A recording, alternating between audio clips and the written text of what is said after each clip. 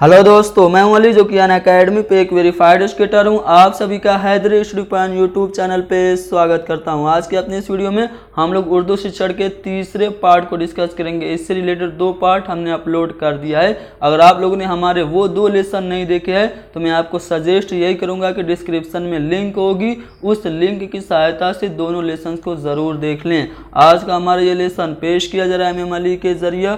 आप लोग मुझे अनअकैडमी पे फॉलो करें, हैदरी स्टडी पॉइंट को ज़रूर सब्सक्राइब करें। तो चलिए शुरू करते हैं। आज का हमारा पहला सवाल कहा जा रहा है कि अपनी जमात में तालीमी तौर पर पिछड़े हुए तालिबे इल्म के साथ आपका रवैया कैसा होगा। अगर कोई भी आपके क्लासरूम में कोई बच्चा शैक्षिक दृष्टि से पिछड़ा हुआ है तो आप उसके साथ कैसा व्यवहार करेंगे। क्या आप उसको पिछली जमात में दाखिल कर देंगे, या फिर उसे स्कूल से ही निकाल देंगे, या फिर मसले का तदरीसी हल सोचेंगे, या फिर इनमें से कुछ भी नहीं करेंगे। तो कोई भी बच्चा जो कि शैक्षिक दृष्टि से पिछड़ा हुआ है, आप पहले उसकी समस्या को जानेंगे, उसके मसला को जानेंगे और उस मसला का आप तदरीसी हल निकालेंगे। यानी कि आप उसके क्या करेंगे, उपचारात्मक शिक्षण करेंगे।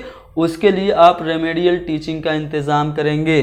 अगला सवाल ये है कि अगर आप खुद ही जमात में देर से आए हों तो आप क्या करेंगे। यानी कि आप क्लासरूम में लेट पहुँचे तो आपको क्या करना चाहिए। कि आप तलबा से माफ़ी मांगेंगे, या फिर इस मौजू पे आप बात ही नहीं करेंगे, या फिर देर से आने का सबब बयान करेंगे, या फिर उसकी तलाफ़ी दूसरे घंटे में करेंगे। दोस्तों, आप खुद एक टीचर हैं, आप लेट आ गए तो आप बच्चों से माफ़ी नहीं मांगे क्योंकि आप तो बड़े हैं, ठीक है। आप देर से आने का सबब भी नहीं बयान करेंगे। जब आप सबब बयान करेंगे तो लेट तो ऑलरेडी हो चुके हैं, सबब बयान करने में कुछ और टाइम बर्बाद होगा और आप उस देरी की तलाफी दूसरे घंटे में भी नहीं कर सकते क्योंकि दूसरे घंटे में कोई और सब्जेक्ट पढ़ाया जाएगा। यानी कि अगर आप लेट से आए हैं तो आप फौरन अपना तदरीसी अमल शुरू करिए और आप उस मौजू पे बिना बात किए हुए, बिना टाइम गवाए आप क्या कीजिए, अपना टीचिंग स्टार्ट कीजिए। यानी कि यहाँ पे हमारा बी वाला ऑप्शन सही हो जाएगा कि अगर आप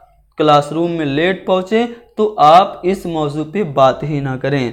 अगला सवाल ये कि जमात के ज़हीन और होनहार तलबा को दीगर तलबा के मुकाबले आपको क्या करना चाहिए।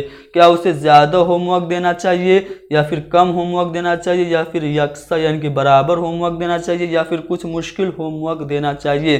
तो अगर किसी भी क्लास में कोई भी बच्चा इंटेलिजेंट और होनहार है तो उसे दूसरे स्टूडेंट के मुकाबले आपको चाहिए कि थोड़ा सा मुश्किल होमवर्क दें। अगला सवाल यह है कि तलबा को तख्लीकी गौर व फिक्र के नशोनुमा के लिए मुदर्रिस को जमात में क्या करना चाहिए। अगर आप चाहते हैं कि आपके स्टूडेंट का जो कॉग्निटिव डेवलपमेंट हो तो आप क्या करेंगे।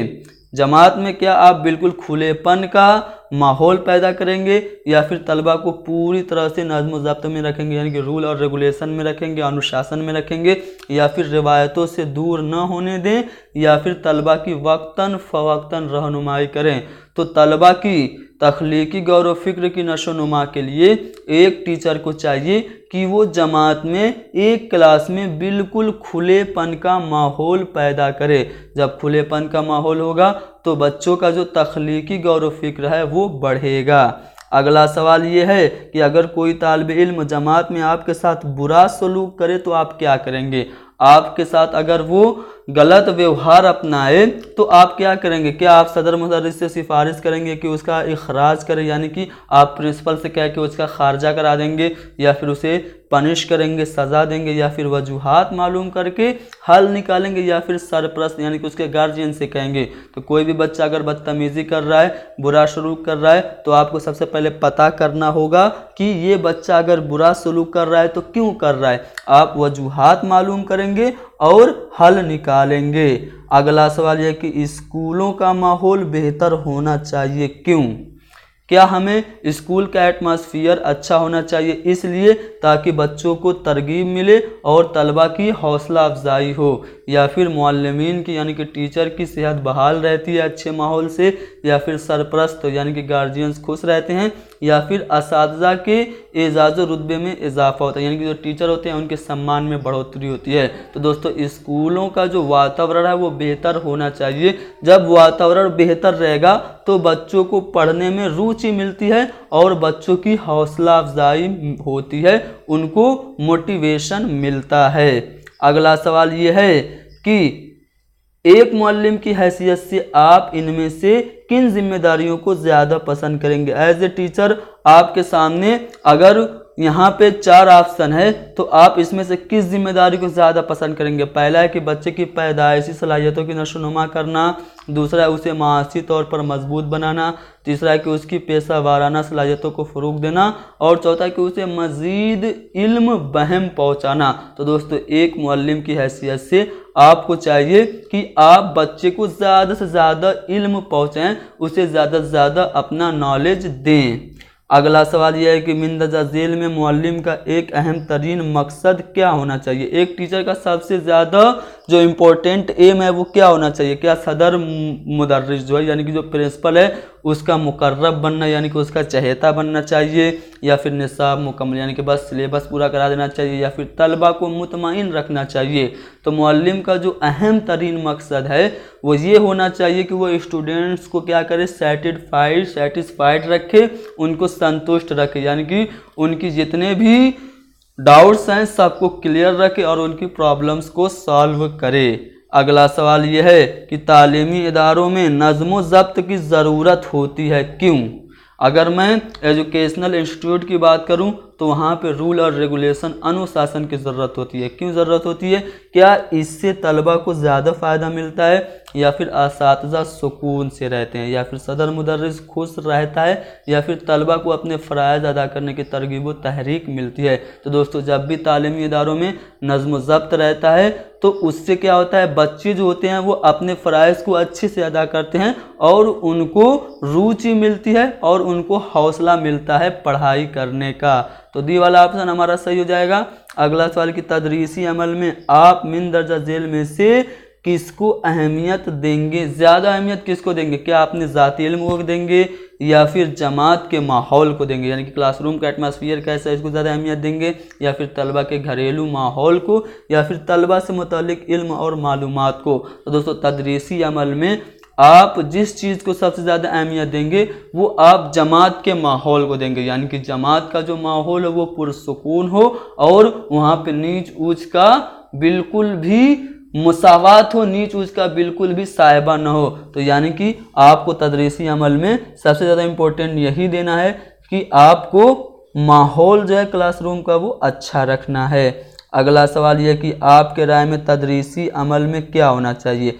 जो तदरीसी अमल है उसमें क्या असातिज़ा की हैसियत मरकज़ी होनी चाहिए, यानी कि जो शिक्षण है वो क्या है, वो शिक्षक केंद्रित होना चाहिए, या फिर कौम की हैसियत यानी कि जो देशभक्ति है कौम है उसकी हैसियत मरकज़ी होनी चाहिए, या फिर तलबा की हैसियत, या फिर मज़कूरा बाला कोई नहीं। तो दोस्तों तदरीसी अमल में जो बच्चे होते हैं ना उनको मरकज़ी हैसियत हासिल होना चाहिए, यानी कि जो तालीम होनी चाहिए वो बाल केंद्रित होनी चाहिए। अगला सवाल कि मुदर्रिस का अहम मकाम क्या है।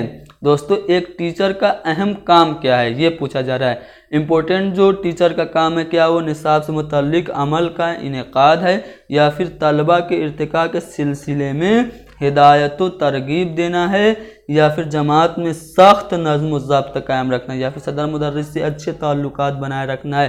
तो दोस्तों मुदर्रिस का जो सबसे अहम काम है वो ये है कि तलबा के इर्तिका के सिलसिले में उन्हें हिदायत और तरगीब दे, यानी कि बच्चों का कैसे विकास होगा उससे रिलेटेड बच्चों को क्या करे, अपना हिदायत दे और उनमें दिलचस्पी पैदा करे। अगला सवाल ये है कि तदरीसी अमल में तलबा का इश्तराकत मुनहसिर करता है, यानी कि कोई भी शिक्षण प्रक्रिया है उसमें जो बच्चों की सहभागिता है, इश्तराक है, वो किस बात पर मुनहसिर होती है। पहला ऑप्शन है कि जमात की बेहतरीन और खूबसूरत बनावट पर, तलबा में हौसला व वलवला पैदा करने पर, या फिर तदरीसी निज़ाम या तौर तरीके पर।